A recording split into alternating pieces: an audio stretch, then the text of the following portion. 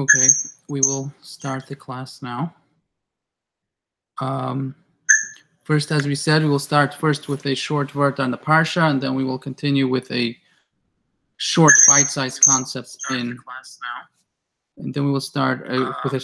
One second, we haven't First, as we said, we'll start first with a short word on the Parsha, and then we will continue with a short bite. Okay. We were having double feedback, so I shut that off. As we said, we'll first start off with a short bite-sized word on the Parsha. We will go on to a bite-sized concept in Chassidus, and then an interesting halacha. First, starting this week's Parsha, we start off with the Makkos, the 10 plagues. And as we know, the Makkos were not just plagues, punishments to the Egyptians, but our sages tell us that each one was also a lesson that we're supposed to take in our own lives and how we are supposed to serve God. And this is one of the reasons why it went through 10 plagues, and each one is another step coming closer to going out of Egypt, Mitzrayim. We know the word Mitzrayim in Hebrew comes from the word Meitzar, which means boundaries. So these are 10 steps going out of our boundaries. Now, the first of the plagues was Dam, which is blood, and then goes Tzvardea, which is frogs, and so on, and Kinim, and lice, and so on and so forth. The first plague, which is Dam, is turning the waters of Egypt, the Nile, which was their idolatry, as we explained last week, into blood, which symbolizes that we're taking the cool water, the coldness, lifeless parts of the world, and infusing it with blood. We have to infuse it with life, with energy, with spirituality. The next one is the opposite, is Tzvardea. Tzvardea is frogs, which also came from the water. But this is taking the water, the coldness, and bringing it in. As it says, the frogs went into every place. They went even into the ovens. This is of the Egyptians, and so this is bringing the coldness into the passion and desires of the mundane, of the physical world, material world. Now, seemingly, it should really be the opposite. First, there should be, there's a general rule, sur mirava seitayv, that first you go away from doing the negative, and then you do positive. So first, you seemingly should go away and take away the desires and passion in this world that you have for this world, and then you go into Asay Tov, you bring in life into the coldness of the world, have the dam, the blood, the waters turn into blood. So the first should have been the Makkah of Tzvardea, and then the Makkah of Dam.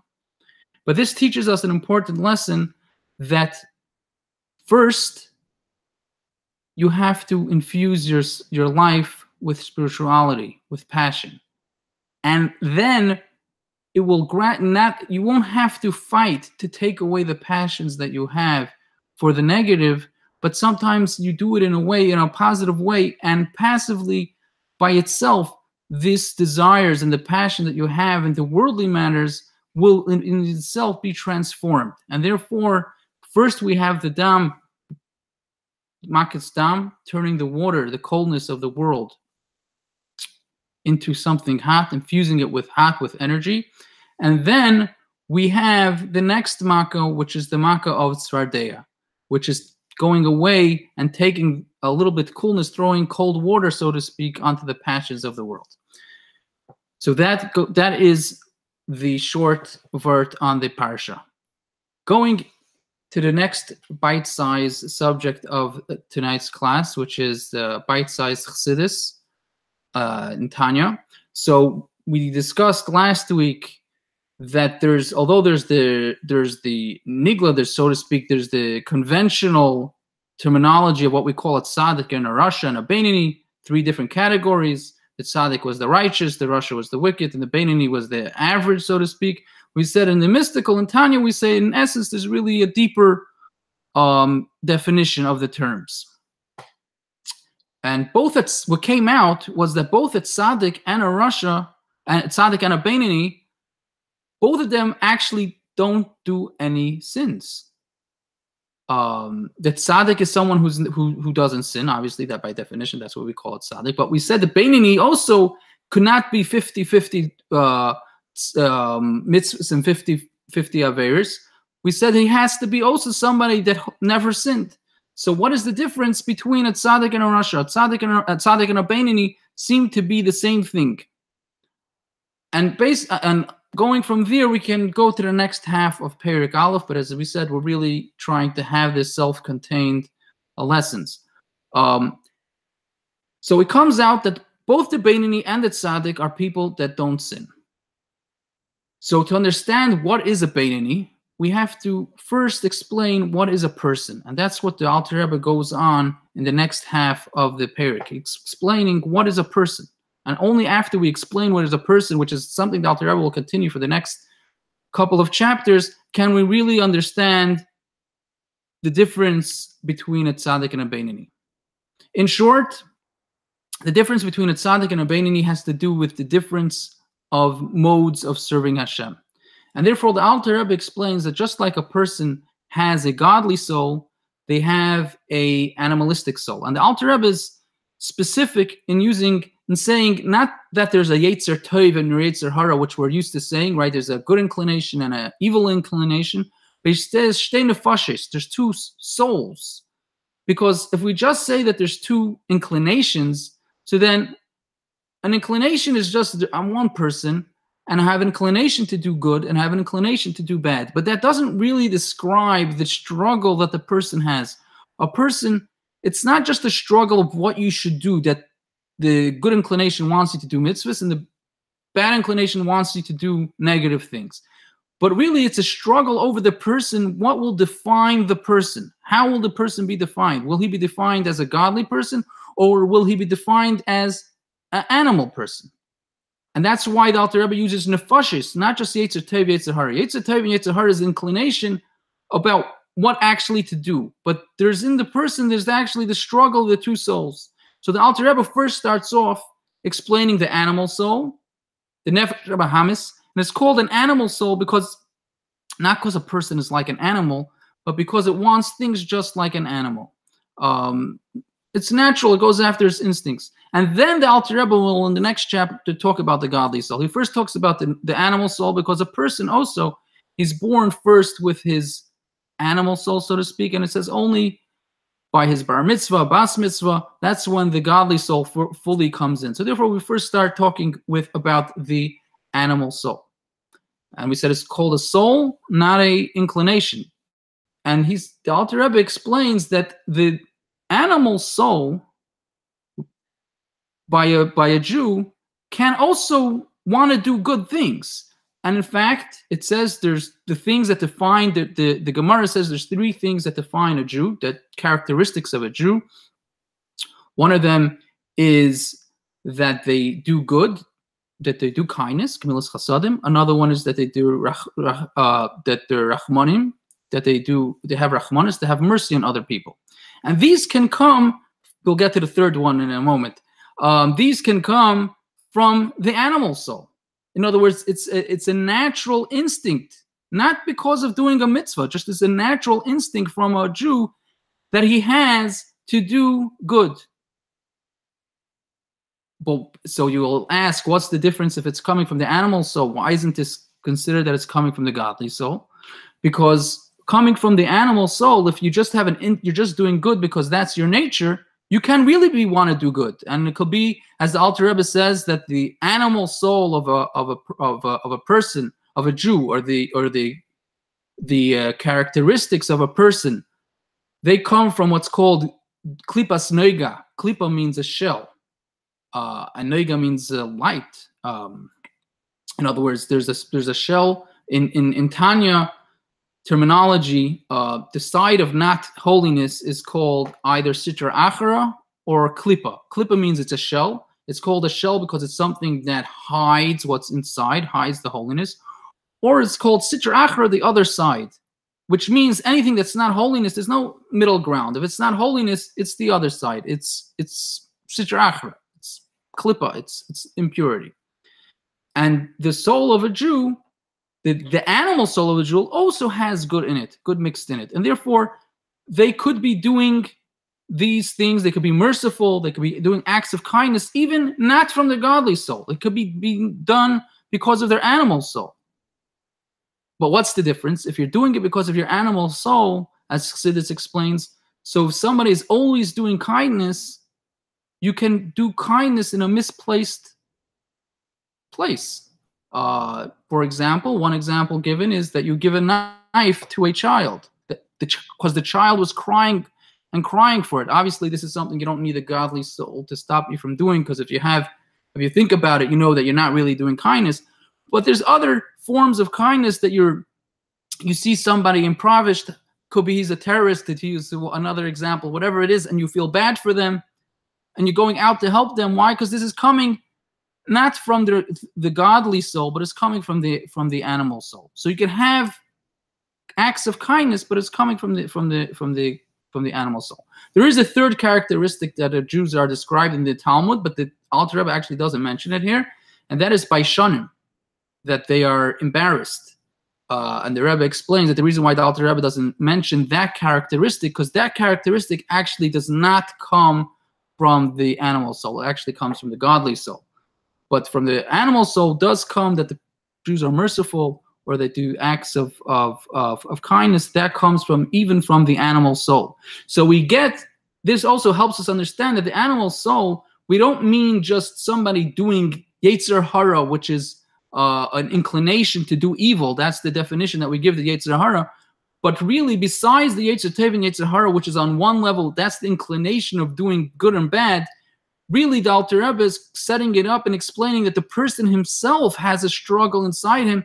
And it's not just about a struggle. It's about how we define the person and where the attributes come from. It has to come from a nefesh. There's a nefesh elikis and there's a nefesh abahamis.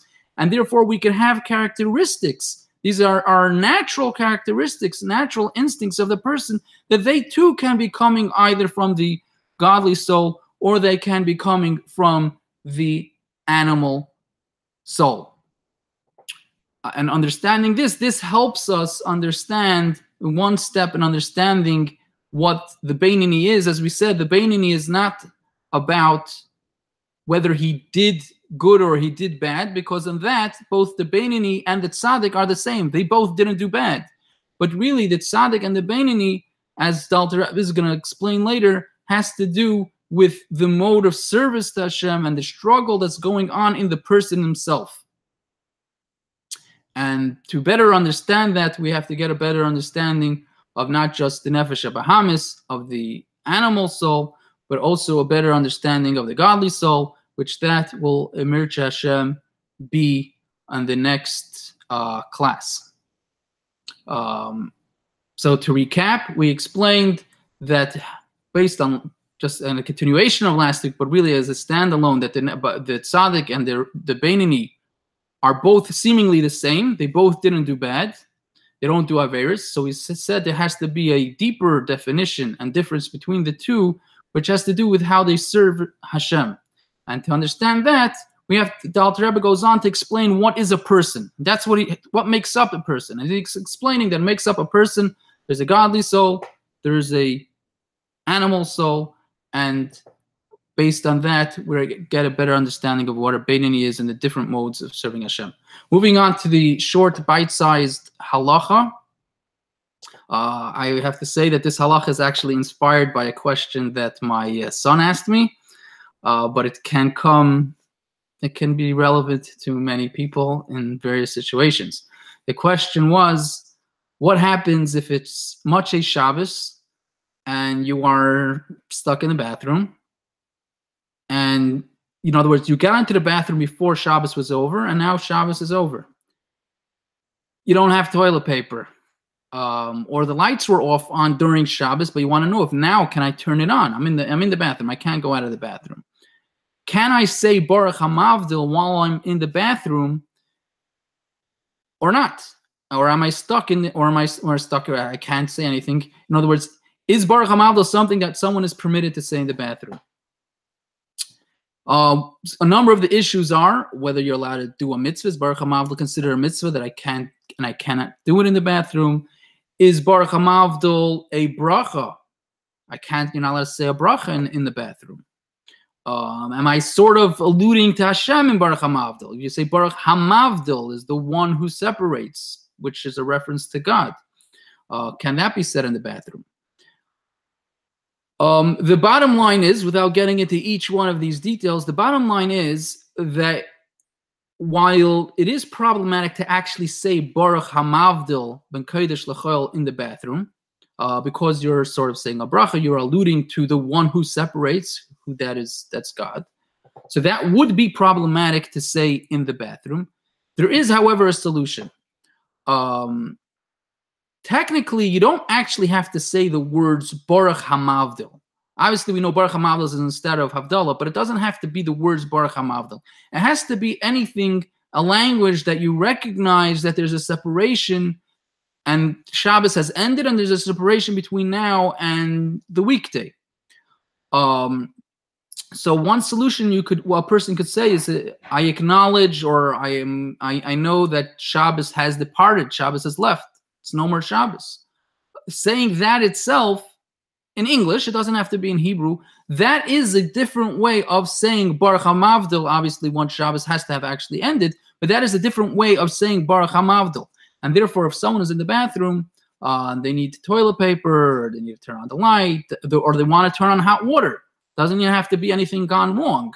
Could be the light was on and you had cut toilet paper, but now you want to wash your hands. You want to use hot water.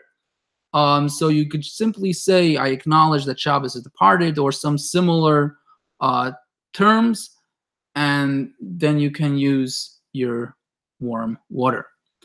That's it for the halacha. So to recap once more, we said the short vart on the parsha was, why is the makkah of dam, blood, before tzvardeya? Seemingly, the makkah of dam, which we explained in serving God terms, is turning the coldness of the water into heat, into blood, giving it life. That seemingly should be after the one of tzvardeya, which is taking the water, the frogs which come with the water, and bringing it into the heat, cooling down the passions to the world. So seemingly, usually we say sur mirava, say ta'ib, go away from the bad, and then you do good. But we explained that in order to go away from the bad, you sometimes first have to imbue your life and bring energy and spirituality into your life, and from that, the evil, the passion to the world will by itself go away. Then we explained in Tanya that the Alter Rebbe explains that it's not just Yetzer Tov and Yetzer Hara. It's nefesh alakis and nefesh bahamas, because it's not just a struggle about what the person should do. Should I do a good deed or a bad deed? But it's actually how we define the person and how we define that there's the struggle in the person. It's for this reason that even the nefesh bahamas, the animal soul, can be doing positive things, could be doing acts of goodness. They're not averes, they're positive things, because it's not just about Yetzer Hara, about doing something bad, but it's about how you're doing it. Is your life an animal life, so to speak? Obviously, a person is different than an animal, but we mean on a certain level. Or is it on a godly life? And then we said to halacha that if you're stuck in the bathroom, you want to use hot water on Motzei Shabbos, you should not say Baruch HaMavdil, but you can say, I acknowledge that Shabbos has departed. And wish you a good week. If anyone has questions, I decided that it's better to not do it in the middle of the class. I don't even know if I can be able to hear you. So, but feel free to write it in the comments or send me through WhatsApp, through email, or any other way. Feel free to send or ask any questions you may have. Have a good week.